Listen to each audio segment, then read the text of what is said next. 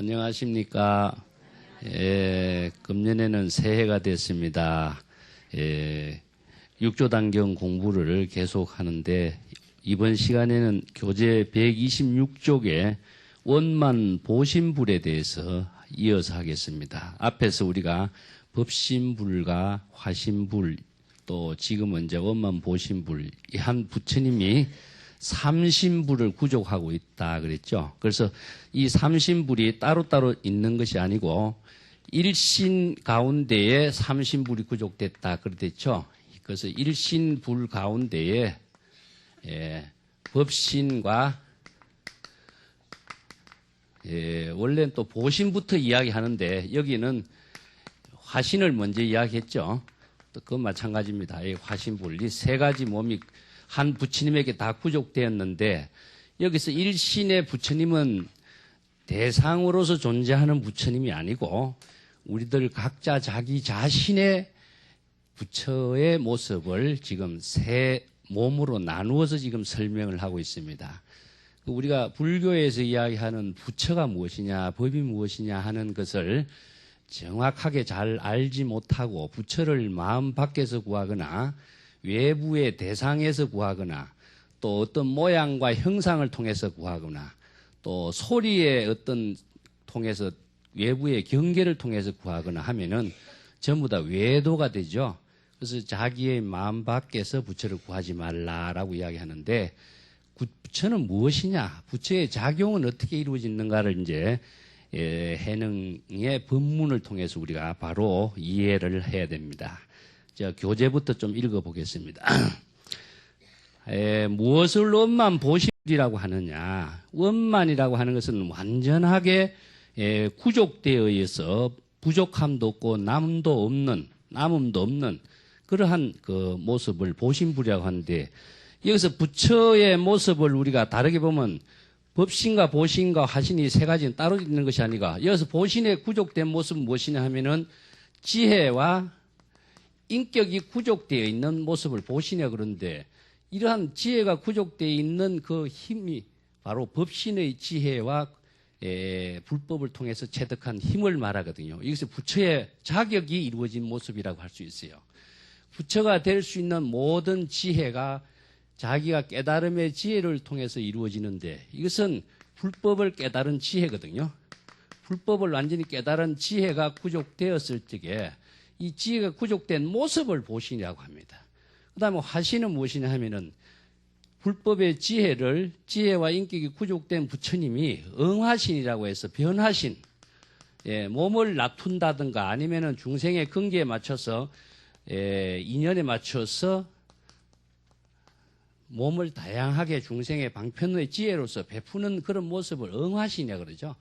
그것을 이제 새 부처님의 모습을 작용을 지금 이야기하고 있습니다. 자, 여기서 보신불은 무엇이냐? 이 보신불이 이제 선의 자각적인 경지에서 법을 설하고 있는데 하나의 등불이라도 천년이나 계속된 어둠을 없앨 수가 있으며 하나의 지혜는 만년의 어리석음을 없앨 수가 있다. 우리가 지혜라고 하는 것은 광명으로 표현하고 있죠. 그래서 부처님의 지혜가 일체의 무명과 어두움과 어리석음을 타파하는 힘을 갖고 있는 것을 말해요. 그래서 불교에서 모든 지혜를 체득하는 것은 무엇이냐 하면은 중생의 어리석음을 뭐라고 표현합니까? 무명으로 표현하죠. 어둠이라고 표현합니다. 무명이라고 하는 것은 진리를 알지 못하는 것, 이것을 무명을 타파한다 그런 말 쓰죠. 그래서 이것을 불교에서는 에비데야라고 그러는데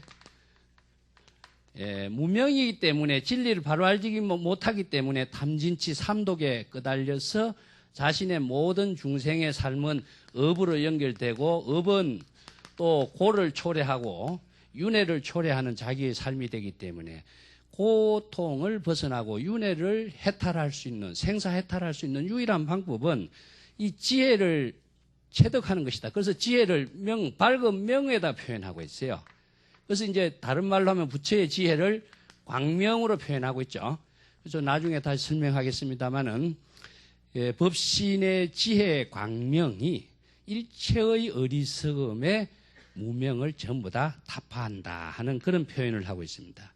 그래서 하나의 등불이 지금 여기에서 신뢰를 받게 하는 것처럼 우리들이 지혜를 체득한 부처의 지혜가 일체의 중생의 어리석음의 무명을 전부 다 타파함으로 해서 우리들의 삶이 중생의 업장의 삶에서 깨달음의 지혜로운 삶으로 자신을 바꿀 수 있는 힘이 나오게 되겠죠. 그래서 우리가 불법을 배우는 의미가 불법을 바로 알므로 해서 자신을 지혜롭게 사는 광명을 만드는 것을 말하고 있습니다.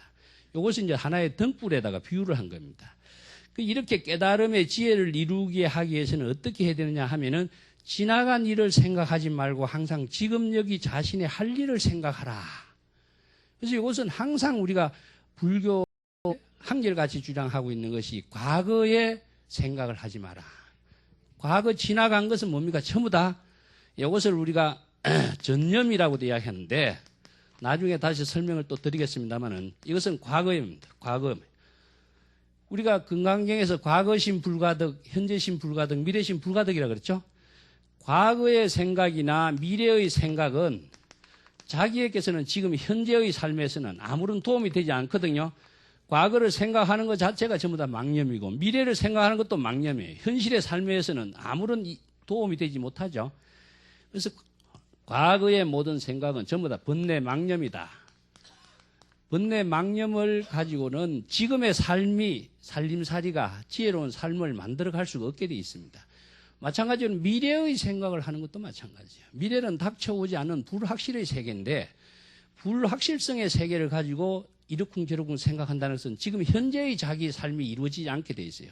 그래서 선에서는 항상 현재의 자기의 삶을 자각으로서 만들어간다 하는 것인데 이 자각이라고 하는 말을 제가 자주 씁니다마는 자각이란 말과 다른 말이 무엇이냐요? 자각이란 지혜 작용이라는 말과 여러분 항상 같이 이해를 하시기 바랍니다. 지혜로운 자신의 불심의 지혜 작용이 자각이다. 그래서 불심의 지혜 작용이 다름 아닌 법신이다.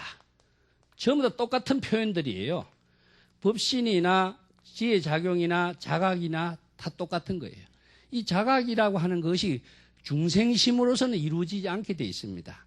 중생심의 번뇌 망념이 일어나는 자신의 본래의 불심으로서만이 자각이 이루어지겠어요. 그래서 불심의 지혜 작용이 다름 아닌 법신이다. 그래서 법신은 중생심의 번뇌 망념의 어리석음을 타파할 수 있는 지혜의 광명이 된다. 그래서 지혜는 자신의 지금까지 잘못 알고 있는 중생심의 어리석음을 타파할 수 있는 어둠을 타파할 수 있는 지혜의 광명이 된다는 겁니다. 여기 이제 법신에 대해서 나중에 다시 설명을 드리겠습니다만은 법신의 작용을 항상 우리가 지혜 광명과 수명에다가 표현하고 있죠. 무량수, 무량광 여러분 들어보셨죠? 그 아미타불이 무엇이냐? 법신의 다른 표현들이 이제 여러 가지가 있어요. 예, 그것은 우리가 상식적으로 제가 자주 이야기하고 있는데, 자, 비로자나불도 법신이고, 아미타불도 법신이고, 또 금강경에서 열애라고 등장하고 있죠. 모양으로서 음성으로 볼 수 없는 경지, 열애를 칭견한다. 이런 말이 나오죠. 여기서도 육조단경에서도 처음에 각자 자신의 삼신부를 칭견하도록 하리라 하는 말이 나오죠. 여기서 자신의 삼신부를 칭견한다는 것을 어떻게 해야 칭견하는 것인가를 여러분 아셔야 되겠죠. 칭견하는 방법을 지금 설하고 있는 거예요. 그것은 내가 칭견이란 말을 여러분 염두에 두시고 자신의 삼신부를 깨달음으로써 어떻게 칭견해야 될 것인가 하는 것이 이번 단에 우리가 삼신부를 체득하는 공부라고 여러분 생각하셔야 됩니다. 자, 여기에서 항상 지금 여기 자신의 할 일을 생각하라. 지금의 일이 올바른 깨달음으로 만들어가는 것이 보신이다. 보신을 만드는 구체적인 방법을 이야기하고 있죠. 자, 전념은 망념이라 그랬습니다. 망념. 지나간 생각은 망념이다. 그럼 후념은 무엇이냐? 후념은 항상 후념이라는 글을 쓰니까 이후의 생각, 미래의 생각 이런 생각을 하게 됐지만 그건 잘 모르고 그렇게 글자대로 이해하면 그렇게 돼요. 그렇지 않고 전후라고 하는 상대적인 표현들이에요. 그러면 전은 무엇이냐? 망념이기 때문에 망념을 자각하는 지금의 생각을 지금의 마음을 후념이라고 그래요. 그래서 이것을 다른 말로 한다면은 망념이 일어난 것이 전념이고 망념을 자각하는 것이 후념이 되는 것입니다. 아시겠죠? 그래서 이것을 모르면은 참선을 하나 할 수가 없어요. 자각의 종교로서 선불교를 깨달음의 생활로 해 나갈 수가 없어요. 육조단경에서는 전념과 후념으로서 이렇게 표현한 거예요. 또 하나의 육조단경에서 뭡니까? 자각의 종교로서 자기의 마음을 잘 살펴서 자기의 본성을 깨닫도록 하라 그랬죠.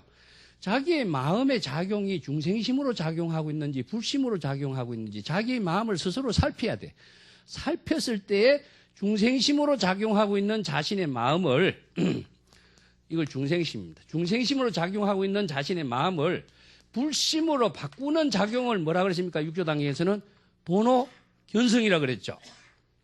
그렇기 때문에 전념은 중생심이고 전념은 망념이다. 그래서 망념이 일어난 사실을 자각을 했을 때 자기가 망념의 중생심에서 자신의 불심으로 전환시킬 수 있고 망념에서 불심으로 깨달음의 삶으로 자신을 만들어갈 수 있어요. 왜냐하면 불심이 되지 않으면 지혜 작용으로서 해나갈 수가 없게 돼 있습니다. 중생심으로서는 지혜 작용이 안 되죠. 중생심으로서는 전부 다 뭐와 연결된다고 그랬습니까? 업과 연결된다 그랬죠. 업을 다른 말로 한다면 생사심이라고 생사라고 하는데 생사라고 하는 말을 모든 어록에서 다른 사람들이 번역을 어떻게 했냐면은 나고 죽는 법 이렇게 표현하고 있죠. 그렇게 번역하면 안 됩니다. 이거 생사란 말은 모든 원시불교 중국 사람들이 번역을 하면서 쌈사라를 생사라라고 번역을 했어요. 여러분 삼국유사의 제망매가라고 유명한 월명대사가 자기 누이가 돌아갔을 적에 제로를 올리면서 읊은 노래가 있습니다. 그 향가 유명한 향가인데 거기에도 삼국유사 번역하고 향가를 번역한 사람들이 전부 다 이 생사로라고 하는 길을 쓰는 생사로라는 말을 쓰는데 나고 죽는 길 이렇게 표현을 했어요. 이거 잘못된 번역이에요. 어록을 번역하면서도 전부 다 나고 죽는 법 이렇게 번역하면 안 됩니다. 이것은 윤회입니다. 윤회를 생사로 번역했어요. 그래서 우리가 생사대사, 생사윤회 이런 말 쓰죠.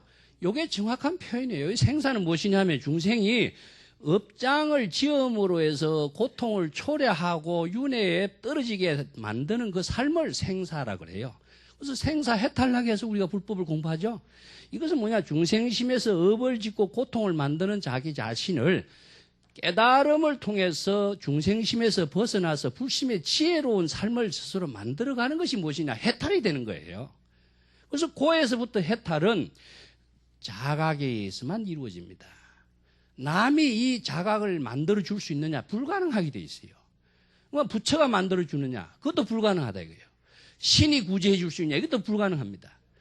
그러면 지난번에 본 것처럼 부처가 중생을 구제한다면은 과거에 무량한 부처가 왜 이 무량한 중생을 다 구제했을 텐데 아직까지도 중생은 무량하게 존재하느냐 이거예요. 이건 선에서 가장 정확한 법문을 해주고 있는 것이에요. 자각만이 할 수 있는 거다.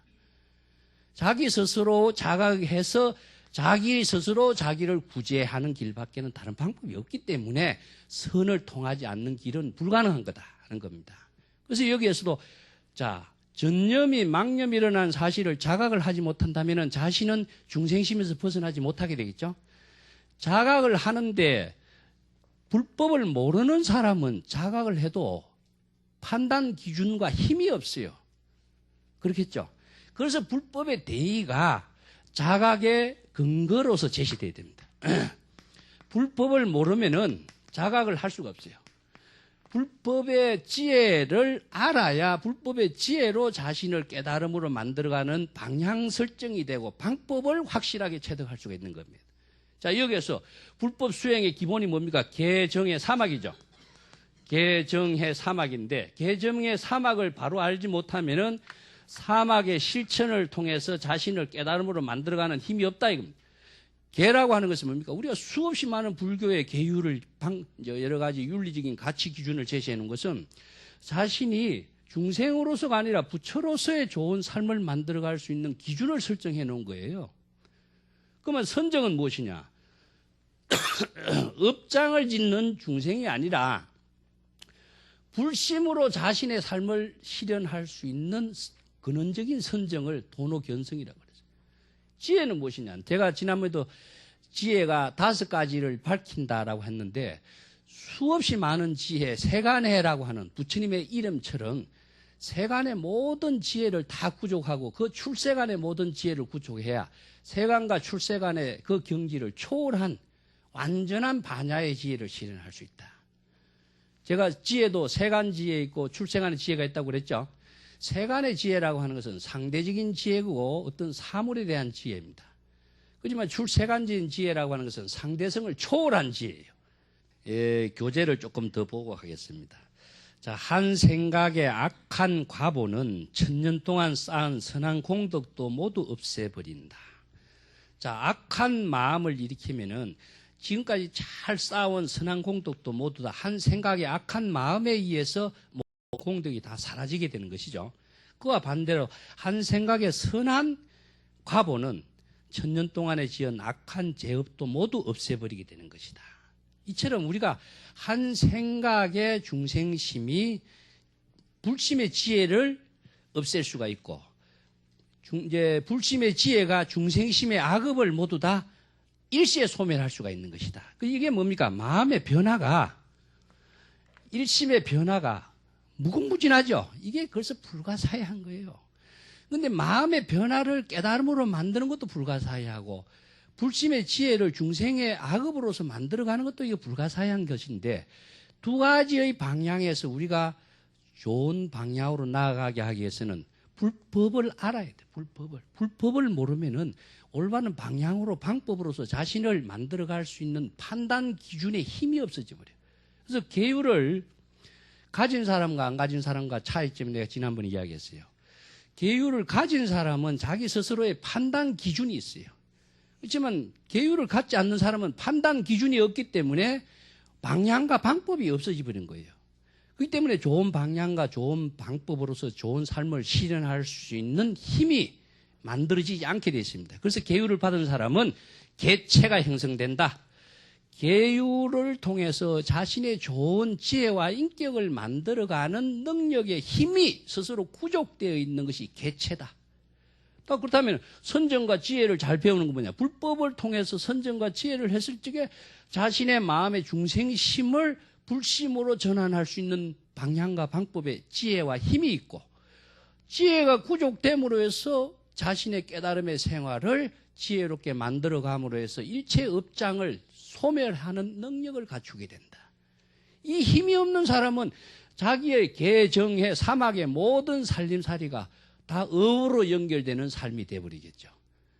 그래서 업은 자신을 윤회의 길로서 바로 만들어가기 때문에 이것을 극복하는 것이 뭐냐? 윤회 해탈하는 방법이요, 고해에서 해탈하는 방법이요, 선에서는 이것을 생사를 초월하는 일대사의 일이라고 그래요. 그 일대사 일이라고 하는 것이 지금 당장 어디냐? 일심의 작용에 이루어지고 있다. 일심의 작용. 언제? 지금입니다. 지금. 항상 지금 일심의 작용에 의해서 생사 해탈이 이루어지고 업에서 우리가 초월할 수 있는 길을 만들어가는 것이 깨달음의 선의 생활이 되는 것이다. 그래서 한 생각의 악한 가보는 공덕을 없애고 한 생각의 선한 가보는 악업을 없애는 능력을 갖겠다. 그래서 한 생각이 무상하지만은 한 생각이 고정된 어떤 생각이라는 존재하지 않죠. 한 생각이 망념이든 좋은 생각이든 전부 다 무상한 거예요. 뿌리가 있는 것도 아니고 실체가 있는 것도 아니고 근거가 있는 것도 아니다. 작용만 있는 것이다. 생각의 작용만 있는 겁니다. 이 때문에 전념, 지금의 생각이 올바른 것을 깨달음이라는 거. 망념을 자각하는 것, 전념을 자각하는 지금의 깨달음을 후념이 바로 우리가 보신이다. 그러면은 여기서 보신은 무엇이냐? 법신의 깨달음의 지혜로서, 자각을 통해서 자신이 깨달음으로 실현해 나가는 하나 순간순간 찰나찰나에 자신을 깨달음으로 만들어가는 그 모습이 바로 보신이죠. 이것이 그러면은 법신의 지혜 작용인과 동시에 바로 보신이기 때문에 법신과 보신은 둘로 나눌 수가 없어요. 나눈다라고 하는 것은 불가능합니다. 자, 그것은 나중에 다시 종합을 하겠습니다. 자, 이렇게 이제 법신, 보신, 화신 세 가지의 그 삼신부를 부처가 모두 구족하고 있는 기능을 표현한 것인데, 이렇게 외부의 부처의 삼신불에 기이하는 것이 아니라 자기 자신에 구족되어 있는 삼신불에 기이하는 것이다. 이것을 우리가 수행을 통해서 바르게 깨달아야 된다. 자, 그 밑에 부분 보겠습니다. 피부와 살은 바로 색신이고 색신은 바로 집과 같은 것이니 기이할 곳이라고 할 수 없다. 자기 자신의 삼신부를 깨달아야 불법의 대의를 알 수 있다. 왜 자신의 육체를 통해서 기이하지 못하게 하느냐 하면은, 우리가 육체는 오온으로서 이루어졌죠. 색수상 행식 오온으로 이루어졌는데 오온이 모두 공한 모습이에요. 인연에 의해서 이루어졌기 때문에 영원 불변한 기이의 대상이라고 할 수 없는 거죠. 이렇기 때문에 기이할 대상을 우리가 알지 못하면은 바른 기이를 할 수가 없다 하는 것인데, 우리가 기이라고 하는 말도 뒤에서도 나옵니다만은 중국 불교와 인도 불교와의 차이점이 하나의 큰 불교 문화의 차이점이라고 할 수 있는 것도, 기이라고 하는 것, 기이 이제 불법성 삼보죠. 이것은 이제 기이라고 하는 것은 경의로서 이루어진 겁니다. 자기 자신을 부처와 같이 되도록 하는, 자기 자신이 부처가 되도록 하는, 우리가 하나의 모델이라고 보면 돼요. 모델이라고 하는 것은 그렇게 되도록 하는 자신이 원력이 실현될 수 있도록 하는 힘을 나누는 것을 말하거든요. 우리나라 이제 시 같은 데 보여도 내 누님 같은 꽃이요 이렇게 표현하면 어떻습니까? 누님의 아름다움이 꽃에다 비유되는 것이죠. 그와 마찬가지로 우리가 존경의 대상을 가짐으로 해서 자기가 그렇게 되도록 하는 그 힘이 스스로 작용을 할 수 있어요. 그래서 우리가 기이라고 하는 건데, 외부의 대상에 기이하고는 절대 불가능하다. 근데 이 기이의 종교가 예불의 종교로 바뀌어요. 많이 바뀌었죠? 이게 인도 불교와 중국 불교의 차이점이라고 할 수 있어요. 인도에서는요, 기이하는 장대가 설정이 대상으로 설정되지 않고 자기 자신에게로 회항을 하는 것인데, 중국에 와서는 뭡니까? 우리가 여기 왔으면 부처님께 예불을 올리죠? 예라고 하는 것은 중국의 예교에서 나와요. 유교의 예교에서 나옵니다. 이 중국의 유교를 예교라고 하는데, 이 교는 종교의 교가 아니라 예의 범절을 가르치는 교육의 의미입니다. 이게 종교의 교와의 차이점이에요. 그래서 중국의 불교가 부처님을 모셔놓고 예불을 올리고, 그것은 이제 모든 예교로 바뀌지는 하나의 성향이 된 거죠. 그것이 지금 모습이 한국 불교가 지금 절을 많이 하는 모습이라든가, 기도를 많이 하는 모습이라든가, 기이의 종교에서 예불의 종교로서 바뀐 것이 하나의, 이게 문화 풍토 속에서 자연스럽게 이루어진 하나의 현상이라고 할 수 있어요. 그래서 선에서는 대상에 의지하지 말라 하는 말을 이렇게 아주 본질적인 입장에서 설하고 있는 부분이라고 할 수 있습니다. 그 뒤에 여러분 128쪽에 한번 봅시다. 삼신불에 대한 제가 주석을 좀 해놨는데, 맨 처음에 어떻습니까? 자기 삼신불을 친견하게 하더라 이렇게 해놨죠. 자, 여기에서 자기 삼신불이 돼야 된다. 법신, 보신, 화신이 대상의 삼신불이 아니라 자기 삼신불인데 친견하게 하리라 이렇게 해놨어요. 자, 금강경에서 친견이란 말이 어떻습니까? 모양으로서, 음성으로서 열애를 볼 수 없다 그랬죠. 볼 수 없다라고 하는 것은 뭡니까? 대상으로서, 모양으로서, 형상으로서는 볼 수 없는 것다면은 자기의 열애를 친견하는 것은 뭡니까? 자기 자신이 친견해야 되겠죠. 그래서 자기 부처를 친견하는 방법 말고는 다른 방법이 없어요. 그죠? 그래서 친이라고 하는 것은 상봉이라고 할 수 있어요. 상봉. 만난다. 누구와의 만남이냐? 외부 대상의 만남이 아니라 자기 자신과의 만남이다. 자, 구체적으로 그러면 선의 실천에서 친견이라는 건 무엇이냐? 예? 아까도 이야기했습니다. 염기적각. 망념이 일어난 사실을 자각하는 것이 무엇이냐? 상견인 겁니다. 내가 지난번에 이야기했죠. 아미타 부처님이 연불을 했을 적에 연불하는 자신의 목소리를 들으라 그랬죠? 듣는 것이 친견이다. 열애를 친견한다 할 적에 외부의 열애가 없죠. 자기 자신의 열애다. 그러면 여기서 망념을 자각하는 그 깨달음의 자각적인 지혜 작용이 자각하는 그 자체가 지혜 작용이라고 할 수 있어요. 불심의 지혜 작용이라고 할 수 있는데 정확하게 이야기하면은 자신의 불심의 자각적인 지혜 작용이 바로 친견이다. 이걸 여러분 잘 아셔야 돼요. 친견을 바르게 모양으로 보면 안 되고 소리로서도 없죠. 그러면 무엇이냐? 자각하는 그 지혜 작용이 바로 친견이다. 그래서 친소로 나누어서 친과 선에서는 이제 소로 나누는데 친은 무엇이냐 하면은 불심이고 불심과 불심과의 그 개합이고 소는 무엇이냐? 중생심을 소라 그럽니다. 그럼 의심적차, 번뇌 망념이 일어나고 의심이 일어나면 벌써 자신은 불심과는 어긋나 버려. 동념적계, 망념이 일어나면 벌써 불심과는 어긋나 버려. 여기서 선에서 그렇게 강조하는 거예요. 그래서 의심을 하면은 내가 스스로 중생이 되는 겁니다. 의심에서 신심으로 전환시키는 것이 무엇이냐? 중생심에서 불심으로 자신을 깨달음으로 만드는 것이 참선 수행인데 의심을 하라니까 뭡니까? 중생이 되도록 하는 것밖에 안 되는 거예요.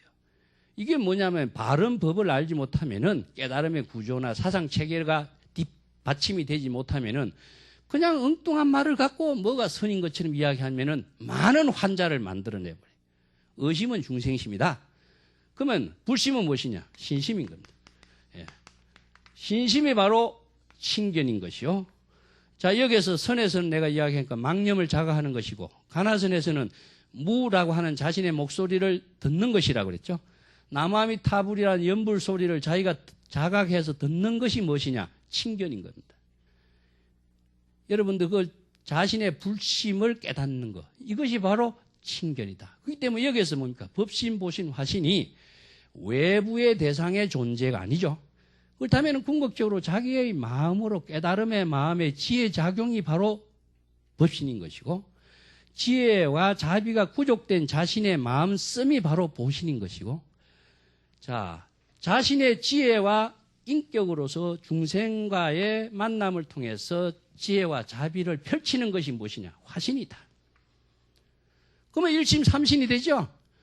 그렇기 때문에 법신, 보신은 형체가 없어요.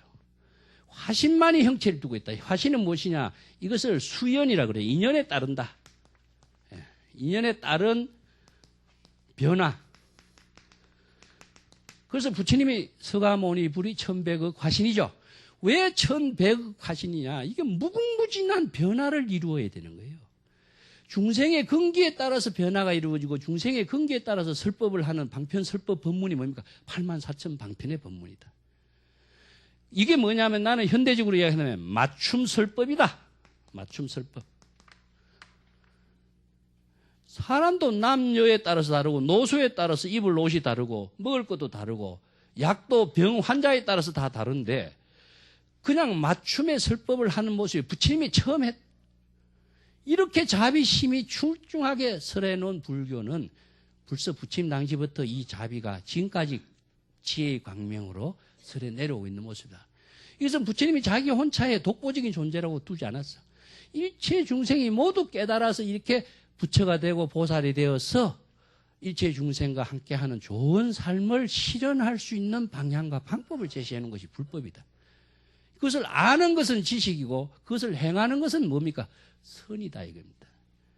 이 삼신이 작용할 수 있는 것은 지금 여기 시절 인연에 따라서 자신의 삶으로서 이루어지는 것이 우리가 불법인 것이지 지식으로 아는 것이 불법이 아닙니다.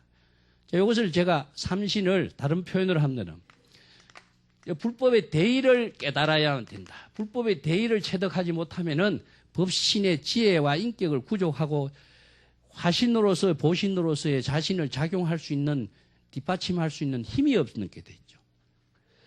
그러면 이것을 다른 말로 나는 어학이라고 하죠. 이것을 불법이라고 돼요. 불법이라고 하고. 어학을 통달한 사람을 누굽니까? 의사라 그러죠? 예? 의사라 그럽니다. 의학을 체득하지 못하고 사람들의 병을 치료할 수 있는 능력을 갖추지 못한 사람을 우리가 의사라고 할 수 없어요. 불법의 모든 지혜와 인격을 구족한 사람만이 우리가 부처라고 하지 불법의 지혜와 인격이 구족되지 않는 사람을 우리가 어떻게 그 사람을 믿고 따르겠어요? 똑같은 구조입니다. 자, 의사가 환자에게 뭡니까? 의술을 베푸는 것이 뭐냐? 불교에서는 중생교화하는 부처의 모습을 화신이라고 한다. 이해가 됩니까? 자, 불법을 모르고 자신이 지혜와 인격이 구족된 그 모습이 보신이요. 지혜와 인격이 구족된 그 부처의 능력을 중생의 근기에 맞춰서 자신의 지금 여기 깨달음의 삶으로 실현하는 것이 화신이다. 이 화신은 마음의 변화와 몸의 변화가 항상 지금 이 시간에 동시에 작용하는 것이지 지금이라고 하는 시간을 떠나서의 화신의 작용이라는 것은 불가능해요. 우리가 과거의 또 미래의 일을 지금 할 수 있느냐? 불가능하죠. 항상 지금 할 수 있는 능력을 구족하는 겁니다. 여러분들 법신, 보신, 화신 이 삼신이 한 부처가 구족되어 있는 모습이 참 이해하기 어려워요. 저도 이 공부하면서 이걸 이해하기가 무척 어려웠어요. 그래서 이것을 강의도 하고 바른 불법을 아는 사람들에게 가르쳐야 되는데 내가 가르칠 수 있는 능력이 없으면 이건 누가 불교 공부하겠느냐. 그래서 이제 우리가 바르게 공부하고 불교 용어가 어렵기 때문에 어렵다라고 하는 것은 그만큼 사유가 깊고 철학적인 그 근거가 깊고 심오하기 때문에 그렇다는 겁니다. 이것을 전부 다 바르게 내가 깨달아서 자신의 지혜로 활용할 수 있는 능력을 갖추는 것이 한 몸에 삼신이 구족된 모습이다 하는 겁니다. 128페이지에 제가 삼신에 대해서 여러 가지 이야기가 나오는데 선어로 가운데서 내 이야기를 한번 보겠습니다. 128페이지 중간단에 보면은 이입사행론에 다음같이 나옵니다. 부처의 세 가지 몸이 있으니 법신은 자성 허통한 법을 설하고 보신은 일체 청정한 법을 설하고 화신은 육도 만행의 법을 설한다. 법신은 언어, 음성, 형상의 문자라서 구할 수 없고 설할 수도 없고 정득할 것이 없기 때문에 자성이 허통함을 설할 뿐이다. 그래서 금강경에 무법을 가히 설하기에 설법이라고 하는 것이다 라고 이야기하고 있다. 무법이라고 하는 말 상당히 어렵죠. 법이 인연 형성되기 이전의 근원적인 입장, 본래의 깨달음의 세계를 무법이라고 이야기합니다. 그래서 이제 금강경에도 보신과 화신은 진불이 아니고 역시 설법이 아니다라고 하는데 사실은요, 우리가 화엄경 같은 데 보면은 전부 다 비로자나 부처님이 진불인데 법신 설법인데 법신은 화신을 동반해야 돼요. 그래서 부처님이 부처라고 한다면은 삼신이 구족된 이 모습을 우리가 부처라고 합니다. 부처는 두 가지의 작용을 할 수 있어요. 하나는 무엇이냐? 문수의 지혜와 보현의 자비죠. 그런데 비로자나 법신불은 직접 설법을 할 수가 없죠. 그래서 항상 화신을 대동하는 거예요. 화신을. 부처의 화신으로서 작용하는 보살인 무엇이냐? 문수의 지혜와 보현이다. 그래서 부처는 뒤에서 광명만 비춰주는 거예요. 그래서 법신은 지혜 광명으로 표현하고 있는데 광명만을 비춰준다라고. 광명을 비춰주고 이 광명을 대신해서 문수와 보현이 부처님을 법신을 대신해서 법을 대신 설하는 거예요. 여기서 문수 지혜는 뭐냐? 부처의 화신이다. 이게 경전에 보면은 법신불이 등장하면은 반드시 보살이 등장해서 법을 설한다. 자, 성만 부인이 등장해서 법을 설하는데 부처님이 뒤에서 인가를 해주고 있죠. 유마가 법을 설하는데 부처님 뒤에서 뭡니까? 옳다고 인정을 해주죠. 자, 여기서 유마는 무엇이냐? 그대로 화신으로서의 작용이요. 성만도 그대로 화신으로서의 작용이다. 법을 체득한 경지에서 중생과 함께하는 인연을 펼치는 그 모습이 바로 화신인 거예요. 우리들의 삶에서도 마찬가지입니다. 우리가 불법을 공부해서 불법의 지혜와 인격을 구족해가지고 우리들이 일상생활하는 가운데 자신의 모든 살림살이가 바로 화신의 작용이다. 자신의 모든 인격이 바로 화신불의 작용이라고 생각하지. 그래서 여러분들이 나라고 하는 중생, 아상, 인상이라고 생각하지 말고 나라고 하는 본래 부처와 보살의 삶을 내가 실현한다라고 하는 그러한 가치관을 가지셔야 돼요. 그것이 우리들의 좋은 삶을 만들어 가지는데, 그러면 불보살이 되는 그 기본은 어디 있느냐? 제가 항상 이야기했지만 원력이라 그랬죠. 그 원력의 삶을 실현하는 것이지 우리가 어떤 목적의 삶을 실현하는 건 아닙니다. 이것은 원력과 목적에 대한 문제점은 그 다음 단에 가서 제가 다시 설명을 드리겠습니다. 예, 그 밑에 128페이지 맨 밑에 임재록에서 있는 이야기를 한번 보겠습니다. 그대가 조사와 부처와 다름이 없다는 사실을 알고자 한다면은 단지 밖을 향해서 불법을 추구하지 마라. 그대의 한 생각 마음에 청정한 광명이 바로 그대의 집안의 법신불이요. 그대 한 생각의 마음 가운데 분별이 없는 광명이 바로 그대 집안의 보신불이요. 그대의 한 생각 마음 가운데 차별이 없는 광명이 바로 그대 집안의 화신불이다. 이 세 가지의 몸은 바로 그대가 지금 나의 앞에서 나의 설법을 듣고 있는 그 사람이다. 이 말이 아주 임재록에서 가장 많이 쓰고 있어요. 자, 여기서 부처는 대상의 부처가 아니라 법신, 보신, 화신의 부처가 지금 여기서 나의 법을 듣고 있는 청법전이라 그러는데, 자기가, 우리들 각자가 어떤 일을 하고 있습니까? 법을 듣는 일을 하고 있는 그 사람이 무의진인이요, 바로 부처다. 자, 여러분들이 지금 내 이야기를 듣고 있죠? 듣고 있는 그것이 바로 법신의 지혜 작용이요. 그것이 바로 법신의 지혜 작용인가 동시에 여러분들이 법신, 보신, 화신으로 구족되어 있는 모습이에요. 일체의 번뇌, 망념이 없는 그대로의 지혜 작용이기 때문에 바로 불신이 되는 거예요. 근데 우리가 부처라고 하는 어떤 고정관념이 무엇이냐? 청정하고 위대하고 숭고하고 존귀하고 이러한 가치관이 자기 자신을 본래 부처의 모습인 것을 스스로 방해하게 하고 있다. 이러한 가치관의 망념을 피우도록 했을 때 자기의 지금 여기서 자신이 일을 하고 있고 법문을 듣고 있고 설법을 듣고 있고 하는 깨달음의 당체가 바로 자신이 부처라다.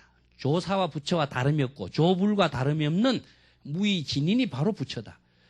근데 육조 단계에서는 부처란 말을 여기서 삼신불이라든가 부처를 강조하지만은 마조 이후에 조사선에 가서는요, 부처나 열애나, 예? 보살이나, 뭐, 이런 표현들이 인도적인 인격이죠. 인도에서 제시하고 있는, 경전에서 제시하고 있는 불교의 이상적인 인격입니다. 이러한 불교의 이상적인 인격이 중국의 선에 와서는 살아있는 인간으로서의 모든 것이 바뀌어져 버려요. 여기에서 뭡니까? 무의진인, 진인, 사람. 자, 구체적으로 부처라고 하는 개념, 열애 보살이라고 하는 막연한 추상적이고 이상적인 인격이 구체적인 현실의 인격으로 바뀌어지고 있죠. 이것이 또 하나의 육조 단경의 시대를 거쳐서 중국의 선불교가 정착할 수 있는 새로운 생활의 종교, 지상의 종교로서의 가치이고 빛을 발휘하고 있다는 겁니다. 그러다 보니까 일체의 모든 이러한 권위들이 의미가 없어지는 거예요. 사실 우리가 이러한 언어의 권위에 끄달려서 자신의 본래의 부처의 모습으로 작용할 수 있는 힘을 상실하고 있는 거 아니냐는 겁니다. 그것을 되살리도록 하는 것이 중국의 조사선에서 제시하고 있는 법신, 진인의 광명이다 하는 겁니다. 자, 시간이 얼마 안 남았으니까 여러분 130페이지 넘어가 보겠습니다.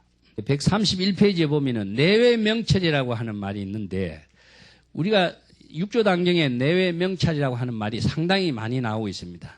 이 내외 명찰이 사실은 무엇이냐면은 중도의 실천이라고 할 수 있는데, 제가 비유로서 가끔 하고 있습니다.